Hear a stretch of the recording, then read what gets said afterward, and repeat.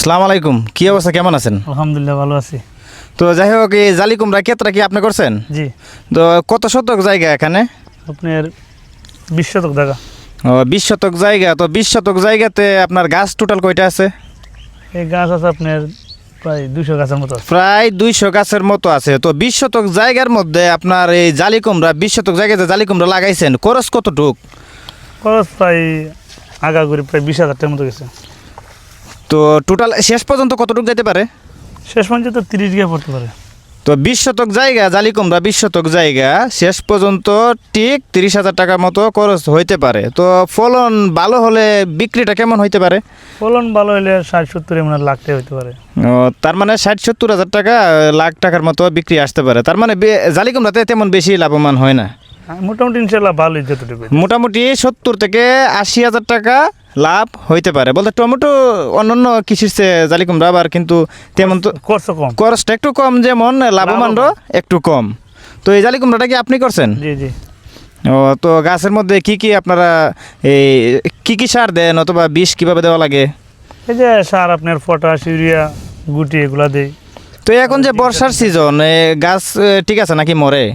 না ইনশাল্লাহ আমার গাছ মরে, আমরা গোড়ায় পচার বীজ দিই।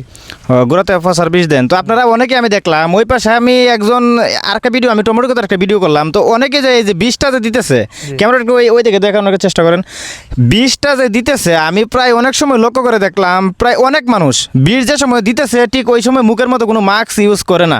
তো মাস্ক যে মুখের মধ্যে ইউজ করে না, ওই ক্ষেত্রে তো অনেক ক্ষতি কিন্তু করে।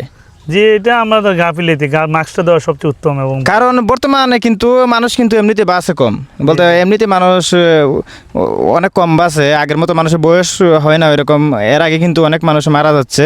তো আমাদের কিন্তু আসলে একটু সচেতন থাকা দরকার। এই যে বিষ দিতেছে আপনার মুখের মধ্যে কিন্তু কোনো মাস্ক নাই, কিন্তু এটা কিন্তু আমাদের অথবা আপনাদের অবহেলার কারণে কিন্তু এই জিনিসটা কিন্তু হইতেছে। তো এই বিষটা কিন্তু স্প্রে করার সাথে সাথে কিন্তু যে আমরা যে অক্সিজেনটা যে ভিতরে যে নিতেছি, কিন্তু অক্সিজেনের মাধ্যমে কিন্তু ভিতরে কিন্তু প্রবেশ করতেছে, ওই ক্ষেত্রে কিন্তু শরীরে কিন্তু অনেক ধরনের ক্ষতি করতেছে, বিভিন্ন ধরনের সাইড এফেক্ট হইতেছে না, হইতেছে। তো ওই ক্ষেত্রে আমি সবার উদ্দেশ্যে একটা কথাই বলবো, যারা মুখে যাতে মাস্ক ইউজ করে যাতে সবাই যাতে বিষটা দেয়। তো আপনার জালি কুমড়া ক্ষেত্রে তো আসলে অনেকটাই সুন্দর, তাই না? আপনি কি শুধু জালি কুমড়া করছেন নাকি অন্যান্য কিছু আর করছেন? আমার এখানে আপনার একখান জায়গা টমেটো লাগাইছি। ও, 1 বিঘা টমেটো, তার মানে 40 শতক জায়গা আবার টমেটো লাগাইছেন। টমেটো করছে আবার জালি কুমড়ো করছে, আপনি একলাই করছেন? জি। তার মানে টমেটো গাছ কি বড় বড় নাকি ছোট ছোট? তার মানে টমেটো ক্ষেত কিন্তু চাষ করছে। আর আমারও জানা মতে টমেটোটার মধ্যে মনে হয় একটু লাভবান যেরকম করছে সেরকম আমার খরচটা বেশি টমেটোতে, লাগাইতে গিয়ে প্রায় 1,20,000 টাকা খরচ হয়েছে। টমেটো ক্ষেতে একটু খরচটা বেশি, লাভবান একটু বেশি, পরিশ্রমও একটু বিষও দেওয়া লাগে অনেকটাই বেশি। তো যাই হোক দর্শক, আপনারা জালি কুমড়ার যে লাভবান যে অংশটা কেমন আসে, লাভ কেমন হয়, আপনারা তো জানতে পারলেন। তো আপনারা কি এই জালি কুমড়া বিক্রি করেন চৌমনি বাজারে নাকি বরজালা দিয়ে দেন? চৌমনি বাজারে নেই, বরজালা আরো তো দেয় যে সময় না কাটে। আসলে আমাদের এই চৌমনি পূর্ব যতগুলা আপনার চৌমনি বলেন, কালীকৃষ্ণনগর বলেন, যত দিকে বলেন, সব সবার মাল চৌমনি, সব মালামাল কিন্তু চৌমনি। আর চৌমনি থেকে কিন্তু সারা বাংলাদেশে কিন্তু যায়, এমনকি সারা বাংলাদেশে না, বিদেশ সহ যাইতেছে। বিদেশ সহ কিন্তু যাইতেছে না। জি জি। তো যাই হোক, আপনারা এই যারা কৃষক আছে তাদের জন্য ভিডিওটা যারা যারা দেখবেন দোয়া করবেন, মন ভরে দোয়া করবেন, কারণ তারা কিন্তু অনেক কষ্ট করে। কারণ তারা যদি ধান চাষ না করতো, কৃষি না করতো, আমরা কিন্তু বসে বসে কি খাইলো, ঢাকা বৈশা কোনো কিছু কিন্তু খাওয়া সম্ভব ছিল না। তো যাই হোক, তাদের জন্য হ্যাঁ, আপনারা প্রত্যেকটা কৃষকের জন্য দোয়া করবেন।